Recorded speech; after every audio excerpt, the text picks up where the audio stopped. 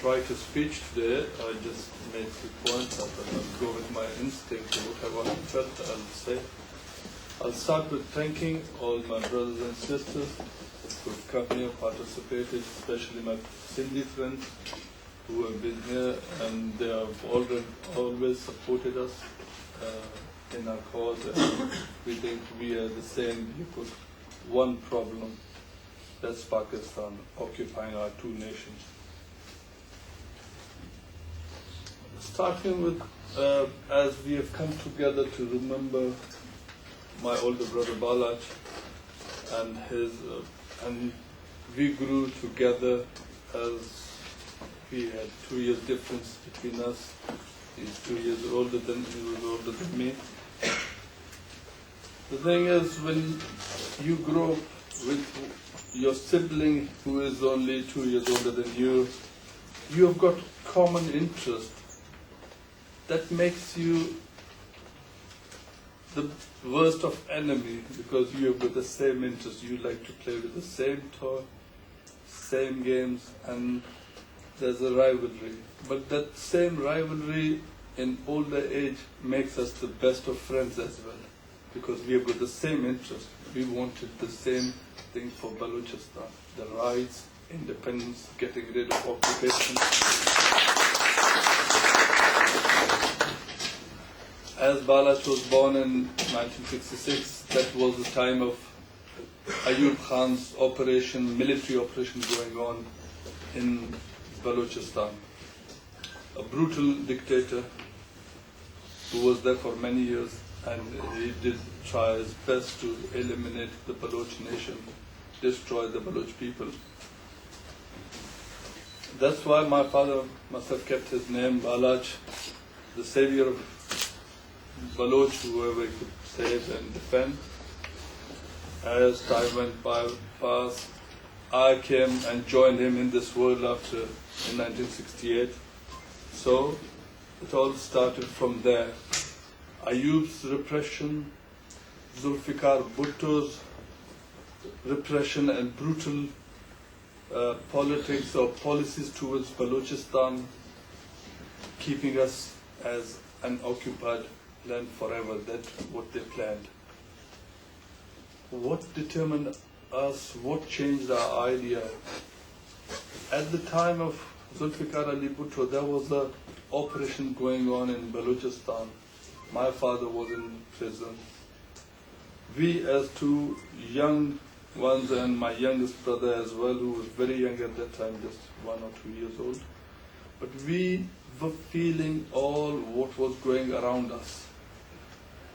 And what was going around us was wounded Baloch people were coming to our house for help, to take them to doctors and all.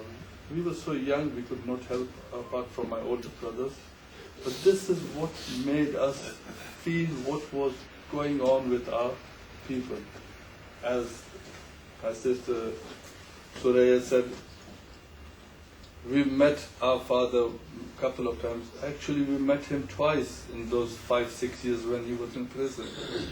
We had not seen our father at all. We did not used to go there, because he was in Seala, that is in Punjab, then in Hyderabad. So we were quite away from him, did not get much at that time influenced by him rather than our own people, the wounded who used to come and hide in our barracks and all. Some great London group leader also came over there, Ahmed Rashid and Rashid Rahman. These are the people who also came and took centuries in our house for help. Later on, the army caught them, put them in prison, and some of them have disappeared till today.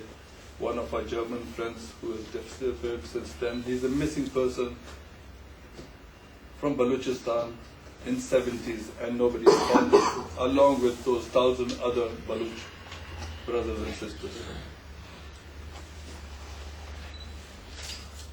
The reason Balach left London in 2002, there was a vacuum in Baloch whole society. misguiding leadership was there to misguide the whole Baloch nation, tell them what is going on is either our fate or this is what has to happen. This is that we can't change the situation. But we thought otherwise. We sat here, decided our father was in prison. We have to work. I was before that member of parliament. I'd seen it. The systematic way of corrupting Baloch leadership, politicians. That was a systematic in Pakistani politics. So at that time we decided now we have to contest and show the people of Balochistan we can contest and show the Pakistanis, Punjabis that we can contest, but you cannot bias. That was the main aim Balach went. The last time when I saw Balach was sometimes in November 2002, and the last time I heard his voice was sometime in November 2007 when he called me one day. With his approach to his quite pragmatic approach to the Baloch people's problem and the people of the whole area, I was convinced when he'd go back, he'll achieve something. Although I did not know to what extent, but he had a plan of going and making his own people understand we can get our freedom. The people who have imposed this yoke or this terrible fate upon us can be defeated. Again, my personal message at this time for the people of the whole region, especially to our Baloch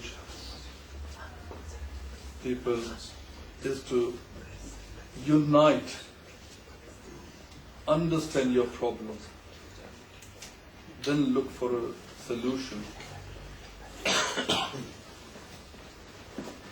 We have lots of good political parties, politicians. Unfortunately, they are playing in the hands of Pakistani intelligence agencies, military intelligence agencies. They have to understand, they have to be the leader of Baloch people rather than working for the Pakistanis. Today it's a different occasion, but I have to remember when I saw Benazir Bhutto in London, again along with Balach, she invited us to Kensington. But the first thing was that I told Benazir Bhutto, you have to be the leader of Sindh people, rather than going for the whole political bargaining with Punjab, because as she put at that time, we need Punjab to become the ruler of that country. No, we have to be politicians and representatives of our own land, rather than gaining some petty interest, becoming a minister and becoming a puppet for an occupying force. We do not agree to that. Finally, me and Balach and my brother, a few more friends, we sat here, decided what to do. The only thing which came to our mind at that time was, we'll not be bought. My good friend over here, Khalid, said most of the politicians, they go into politics to set a price on themselves. That's what we decided, not to be bought, not to be divided, and not to have a price tag on ourselves. This was our main objective. Somehow Balach was successful in that. In fact, he paid with the ultimate price, and he stood to his words. What he said over here that he's going to do, he did it.